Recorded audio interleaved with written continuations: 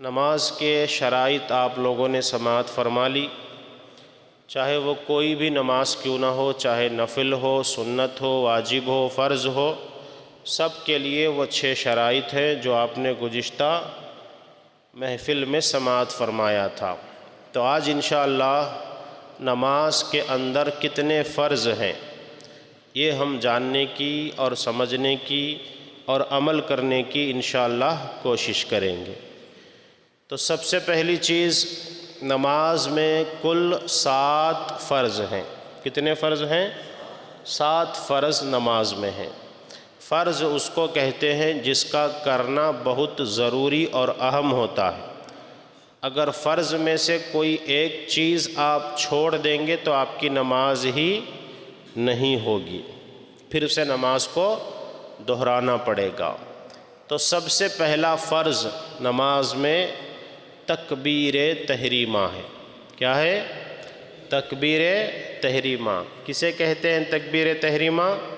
دونوں ہاتھ کانوں تک اٹھا کر ہم نیت باندھ کر اللہ اکبر کہتے ہیں، پہلی تکبیر، یعنی نماز میں شروع کرتے وقت جو کہتے ہیں اس کو تکبیر تحریمہ کہا جاتا ہے، اور یہ نماز کا سب سے پہلا فرض ہے۔ دوسرا فرض جو ہے قیام، یعنی کھڑے ہو کر نماز پڑھنا فرض ہے۔ بغیر کسی عذر کے آپ بیٹھ کر نماز نہیں پڑھ سکتے۔ ہاں، کھڑے ہونے میں بہت تکلیف ہو رہی ہے یا کچھ ہاتھ پیروں میں پریشانی ہے، معذوری ہے، کھڑے ہونا ممکن ہی نہیں، تو اس صورت میں بیٹھ کر پڑھنے کا حکم ہے۔ کچھ لوگوں کو تھوڑی دیر کھڑا ہونا اچھا لگتا ہے، بعد میں زیادہ دیر وہ کھڑا نہیں ہو سکتے، تو ان کے لیے تھوڑی دیر جتنا کھڑا ہو سکتا اتنا کھڑے ہو کر ہی پڑھے، یہ شرط ہے۔ تو دوسری شرط کیا ہے؟ قیام، یعنی کھڑے ہو کر نماز پڑھنا، مردوں کے لیے بھی عورتوں کے لیے بھی کھڑے ہو کر ہی نماز پڑھنا چاہیے۔ دوسرا فرض ہو گیا۔ اب تیسرا فرض کیا ہے؟ قرات، یعنی سورہ پڑھنا، سورہ فاتحہ، اور اس کے بعد کم سے کم بڑی 1 آیت یا چھوٹی 3 آیتیں پڑھنا، یہ کیا ہے؟ قرات میں شامل ہے، اور یہ نماز کا فرض ہے۔ تیسرا فرض ہو گیا۔ اب چوتھا فرض کیا ہے؟ رکوع کرنا۔ رکوع میں جانا کیا ہے؟ نماز کا یہ چوتھا فرض ہے۔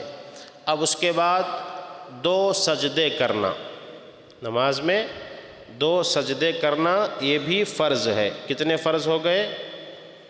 5 فرض ہو گئے۔ اب چھٹواں فرض کیا ہے؟ قاعدہ اخیرہ، یعنی اتحیات میں جو ہم بیٹھتے ہیں، 2 رکعت والی نماز پڑھ رہے ہیں تو 2 کے بعد کا قاعدہ، 4 رکعت والی نماز پڑھ رہے ہیں تو 2 رکعت پڑھ کر جو بیٹھتے ہیں وہ قاعدہ واجب ہے، جسے قاعدہ اولیٰ کہتے ہیں۔ اور جو 4 رکعت کے بعد آخر میں جو ہم بیٹھتے ہیں اتحیات میں، سلام پھیرنے سے پہلے جو اتحیات میں بیٹھتے ہیں اسے قاعدہ اخیرہ کہتے ہیں، یعنی آخری قاعدہ، تو وہ بیٹھنا وہ بھی فرض ہے۔ اور اس کے بعد خروج بسنعہ، یعنی دونوں طرف سلام پھیرنا، سلام پھیرنا بھی کیا ہے؟ نماز میں فرض ہے۔ تو کتنے فرض ہو گئے؟ ٹوٹل 7 فرض ہو گئے۔ سب سے پہلا کیا ہے؟ قیام، سب سے پہلے تکبیر تحریمہ، اللہ اکبر کہہ کر نیت باندھتے ہیں۔ اب جیسے ہی آپ نے اللہ اکبر کہہ کر ہاتھ باندھ لیا، تکبیر تحریمہ کا مفہوم علماء یہ بتاتے ہیں کہ وہ جب آدمی تکبیر تحریمہ کہہ لیتا ہے تو کچھ جائز چیزیں بھی اس پر حرام ہو جاتی ہیں۔ جیسے کھانا پینا جائز ہے، نماز میں ہم کھا پی نہیں سکتے، سلام کا جواب دینا جائز ہے، اگر کوئی نماز پڑھنے والے کو آ کر سلام کرے گا تو اس کا جواب دینا جائز نہیں ہے۔ تو دوسرے دنیاوی کام کوئی بھی چیز ہو تو وہ چیز کرنا، اس میں دوسری باتیں کرنا، یہ نماز میں حرام ہے، تو اسی لیے اس کو تکبیر تحریمہ۔ اب جیسے ہی آپ نے ہاتھ اٹھا کر باندھ لیا، آپ نے ساری دنیا سے رشتہ توڑ دیا، اب اللہ کی بارگاہ میں کھڑے ہیں تو ہماری پوری توجہ اللہ کی طرف ہونی چاہیے کہ اللہ مجھے دیکھ رہا ہے، اللہ مجھے دیکھ رہا ہے۔ نماز کے بارے میں حدیث پاک میں آتا ہے تم اس طرح نماز پڑھو کہ گویا تم خدا کو دیکھ رہے ہو، یا پھر اگر وہ تصور نہ جمے، وہ طاقت و قوت ہمارے اندر نہیں ہے کہ ہم رب کا دیدار کریں، تو کم سے کم یہ خیال کرو کہ اللہ مجھے دیکھ رہا ہے، اور اللہ ہر چیز کو دیکھتا ہے۔ اللہ کو اتنا علم ہے کہ اس کے علم کا کوئی احاطہ کر ہی نہیں سکتا ہے۔ یہاں تک کہ جو درخت ہوتے ہیں نا، درخت میں سے جو پتے گرتے ہیں نا، اس گرتے ہوئے پتے کا بھی علم میرے رب کو ہے کہ کون سا پتا کب گر رہا ہے، کیسے گر رہا ہے، کہاں گر رہا ہے۔ جب وہ پتے کا علم رکھ سکتا ہے تو ہمارا اور آپ کا علم نہیں رہ سکتا۔ ہمارا رب بہت بڑا ہے، کریم ہے، غفار ہے، ستار ہے، اس لیے اپنے رب پر کامل یقین کریں کہ ہمارا رب ہماری ہر چیز سے واقف ہے۔ اسی لیے گھبرانے کی، پریشان ہونے کی، مصیبت میں، تکلیف میں غم زدہ ہونے کی ضرورت نہیں ہے۔ بس اللہ پر بھروسہ رکھنا ہے کہ اللہ جو بھی کرے گا اس میں ہمارا بھلا ہوگا۔ بس اگر گناہ کر بیٹھے ہو تو اللہ کی بارگاہ میں سچی توبہ کر لو، اللہ تمہاری توبہ قبول کر کے تمہیں آنے والی پریشانیوں سے محفوظ فرمائے گا۔ تو دوسرا فرض کیا ہے؟ قیام۔ تیسرا فرض ہے قرات، یعنی نماز میں پڑھنا چاہیے۔ بہت سارے لوگ نماز میں صرف ہونٹ ہلاتے ہیں، ہونٹ نہیں ہلانا ہے۔ قرات اتنی آواز سے پڑھو کہ جو تم پڑھ رہے ہو تمہیں خود سنائی دے۔ جو بھی آپ پڑھتے ہیں نا، چاہے درود شریف پڑھیں، کلمہ پڑھیں، وظیفہ کریں، اتنی آواز میں پڑھنا فرض ہے کہ تمہارے آواز تمہارے کان تک پہنچ سکے، زور زور سے بھی نہیں کہ بازو والا پریشان ہو۔ بہت سارے لوگ پڑھو تو ایسے پڑھتے ہیں کہ پوری مسجد میں سنائی دے، گٹر گٹر گٹر کرتے رہتے ہیں، تو ایسا بھی نہیں ہونا چاہیے۔ اور اتنی آواز بھی نہ ہو کم کہ ہمیں خود سنائی نہ دے، بس صرف کیا ہے، اپنی زبان میں ہم پڑھتے صرف ہونٹ ہلتے رہتے ہیں۔ پڑھنے میں یہ بھی طریقے ہیں، تو کم سے کم اتنا پڑھیں کہ ہماری آواز ہمیں خود سنائی دے، اس کا بھی آپ خیال رکھیں۔ یہ تیسرا فرض ہو گیا۔ چوتھا فرض ہے رکوع۔ رکوع میں جانا فرض ہے، اگر کوئی رکوع نہیں کرے گا تو اس کی نماز ہی نہیں ہوگی۔ اور پانچواں فرض ہے 2 سجدے۔